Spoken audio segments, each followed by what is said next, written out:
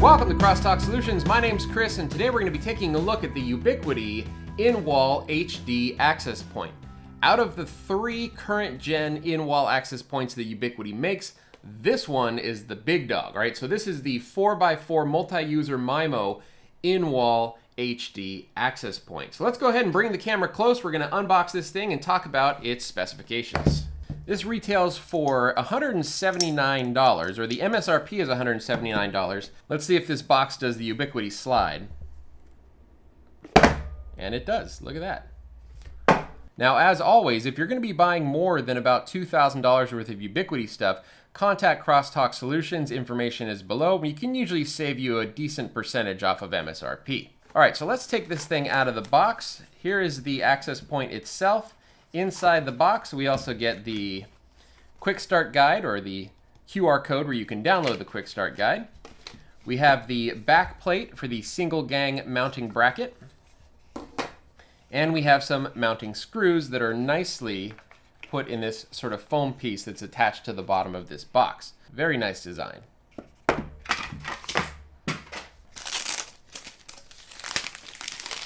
This is a beautiful looking access point, and the way that this works is it's kind of a clamshell design. So you have the back piece that goes onto the wall or onto the single gang mounting bracket, and then you have the access point itself right here in another piece of plastic, and then you have the front cover. So basically you put this on the wall first, the access point screws in right here, and then this front plate clips on and connects like so. If you look on the website, you'll see that they also have multiple skins for this device. They've got camo and wood grain, black, concrete, and marble.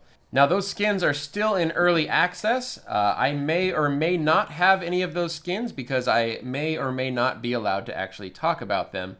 We'll see by the time I'm done with this video if I'm actually allowed to show those skins that I may or may not already have. Okay, so specs on this access point. First of all, you can see that it's a very simple design. We've got the Ubiquiti LED right here that shines through the front case. On the back, we have a PoE plus data in. This will accept either 802.3 AF or 802.3 AT PoE. And on the bottom, we have 4 gigabit switch ports.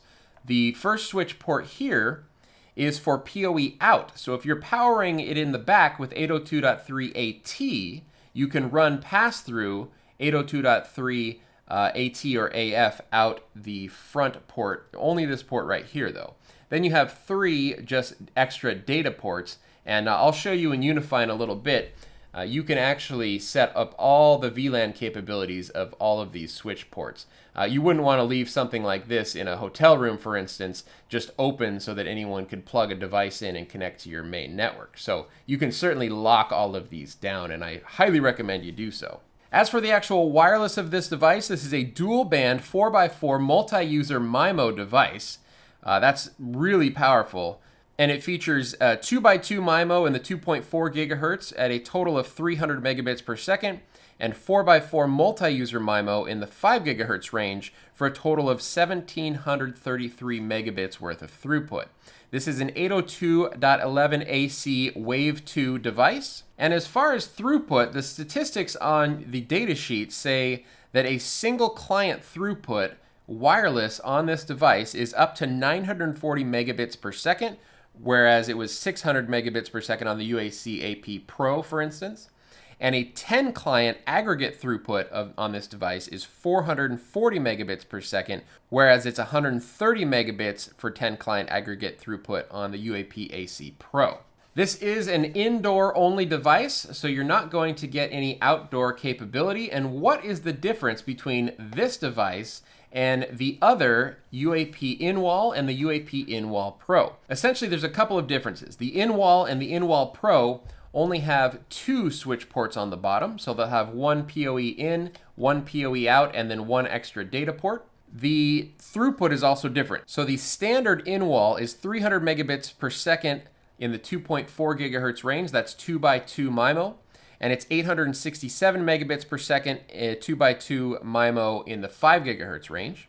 The in-wall Pro is 450 megabits 3x3 MIMO in the 2.4 gigahertz range, and 1300 megabits per second 3x3 multi-user MIMO in the 5 gigahertz range. So essentially think about it like this. In-wall is 2x2 MIMO, In-wall Pro is 3x3 MIMO, and the HD is 4x4 multi-user MIMO. So then where would you want to use the HD versus the In-wall or the In-wall Pro? And basically it comes down to a couple of different situations. The first situation is if you're gonna have this in a room with a lot of clients connecting, right? So think like a big conference room, or perhaps a restaurant scenario, or a common area of a hotel like the lobby, where you might have a lot of guests rummaging through there and a lot of people connecting at once. That's where you can actually take advantage of the 4x4 multi-user MIMO of this device. If you're just gonna have this in a standard hotel room though, where you just want people in that hotel room or maybe two adjoining hotel rooms to share it, you don't need the HD. You can get away fine with the Pro or the standard in-wall. The other situation where you might want to take advantage of this device is if you need to use the extra ports, right? So the standard in-wall and the in-wall Pro have your PoE in, and then they have one PoE out, and they have one extra port. This one has PoE out and then 3 extra ports. So if you have multiple devices in a hotel room or conference room or something like that that you need to give data to from this device, that's where you would want to go with the HD instead of the standard in-wall or the in-wall Pro. Okay, so the next thing we need to do is get this thing plugged into PoE and adopt it over to our UniFi controller. Okay, here I am in UniFi. I'm currently running version 5.10.24, and we can see here that I have 2 in-wall HD access points. We have one that I set up earlier, and then this brand new one that I just plugged in. It's sitting right here. We can see that the LED is currently white. It is shown up as pending adoption, update required. So we're gonna go ahead and click adopt and upgrade, and then let it do its thing. Adopt this device, get it on the latest firmware, and then we'll move on to the next steps. Okay, so the upgrade, adoption, and provisioning process for this device took about 9 minutes. It actually went through a bit. I rebooted about twice during that process, and it is now online and connected with firmware version 4.0.42. Okay, so we're gonna click on this device and take a look at some of the settings here. The first tab is the overview. The next tab is connected clients, of which this one has none at the moment.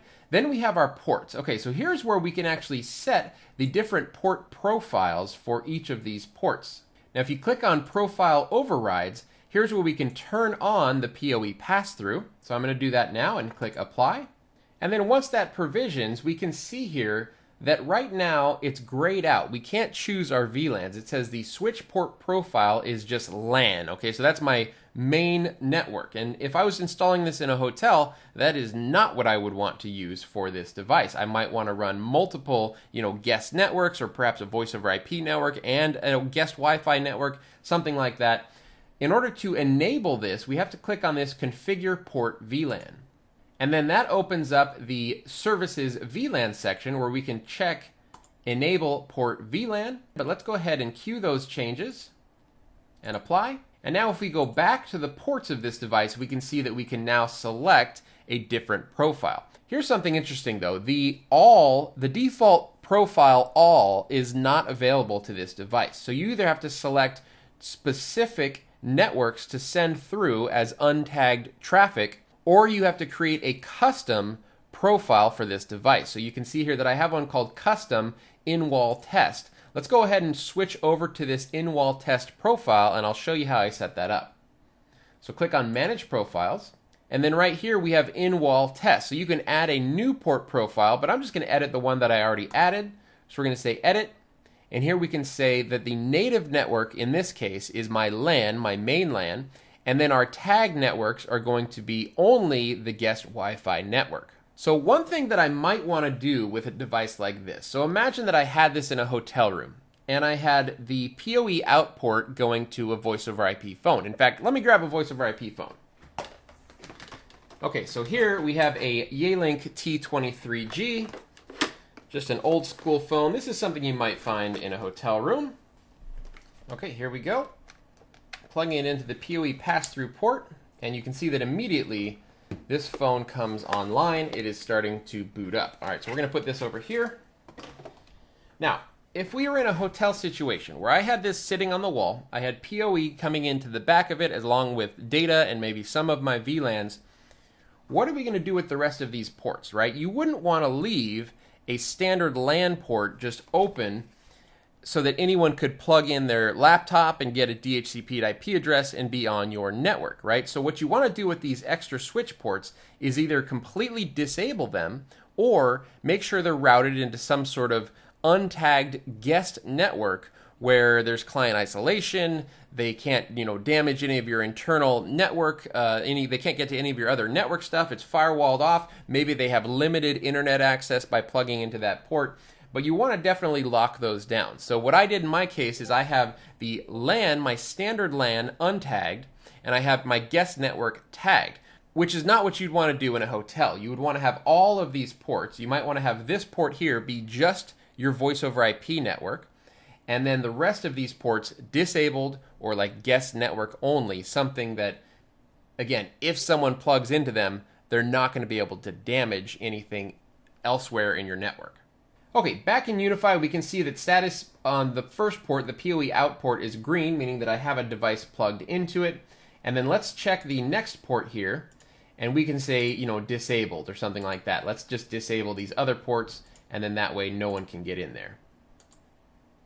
If I look at my 24-port switch where this thing is plugged in, we can see that I'm currently drawing with the UAP in-wall HD as well as a connected voice over IP phone. I'm currently drawing 7.7 watts. As far as the rest of the configuration for this device, it's going to be very similar to any other Ubiquiti access point. In fact, I'm going to assign it an alias here, UAP in-wall HD 2. And we're going to save and apply that. Again, all the other settings are the same, even the ability to utilize this device as a wireless uplink, allowing it to mesh to other access points, or the ability to manually configure its uplink priorities. Physical installation of the UAP in-wall HD is super simple. It will install onto any single gang electrical box. As we can see, I have an old one here that used to be an RJ11 jack. I've never used this, so we're going to pull this down so that I can demonstrate the installation of the UAP in-wall HD. All right, let me bring the camera close and we'll get started. All right, so basically all you need is a screwdriver. In this case, we're going to have two, a flathead to pull off the old junk and then a Phillips to put on the new. So let's go ahead and start by removing our old stuff.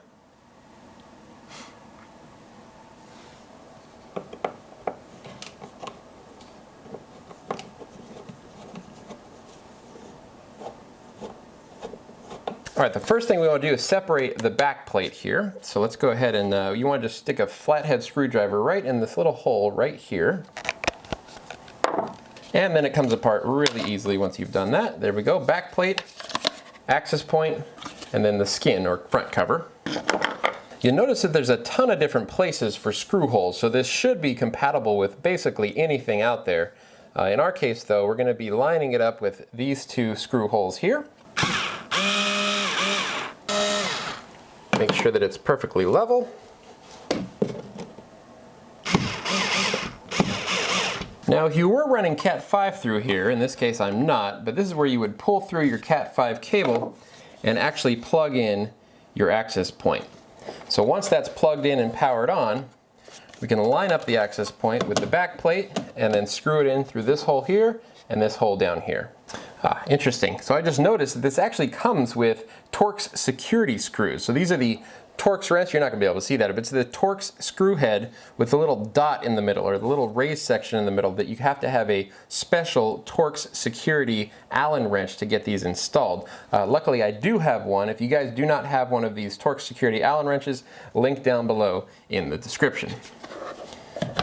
So that's pretty nice. So that makes this thing a lot more tamper-proof because you'd have to have one of these on hand in order to actually get the access point off the back plate, and you can't get to the screws on the back plate without removing the access point. If you guys don't have a Torx Allen wrench, they also do include regular flathead screws for this as well. There we go. And then finally you can stick on the front plate by just lining it up and pressing it in.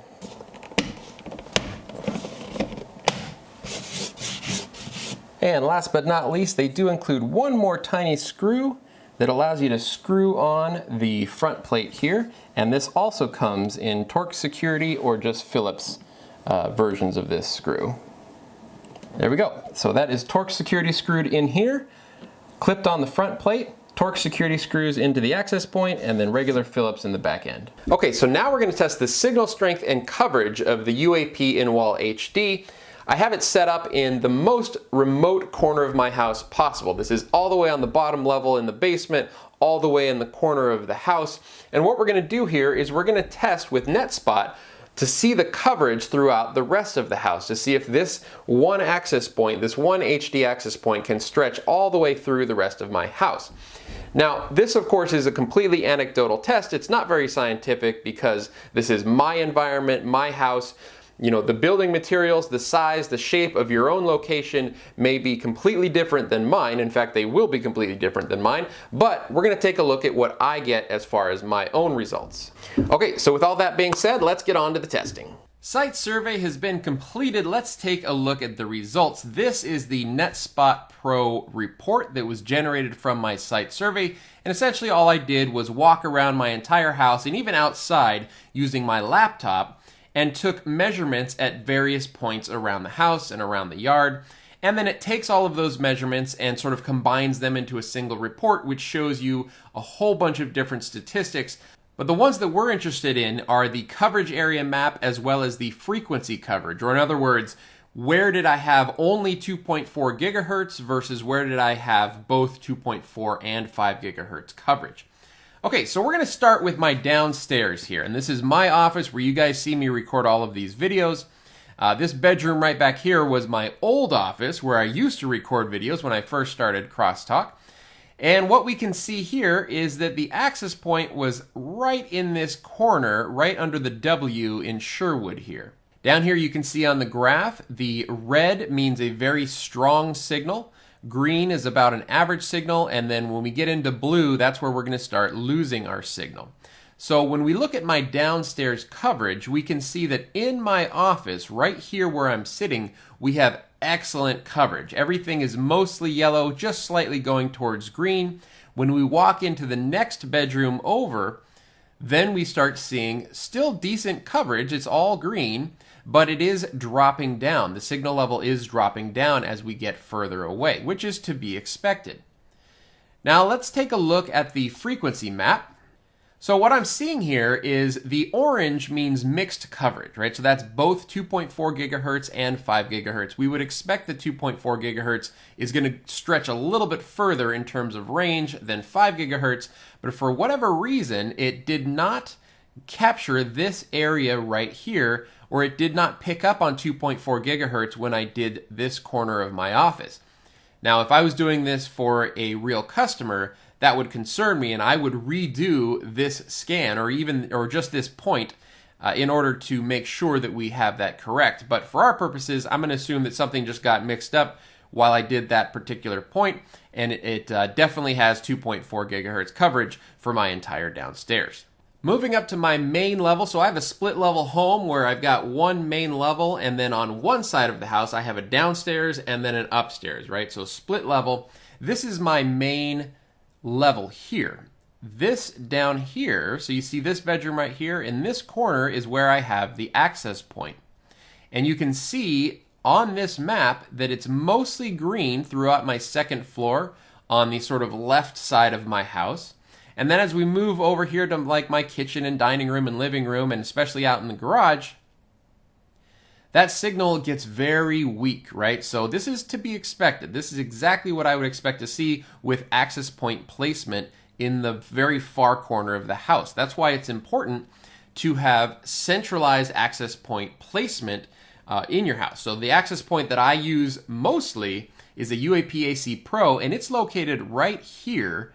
So very center of the house on the center floor, you know, up and down, and that gives me perfect coverage throughout the entire house.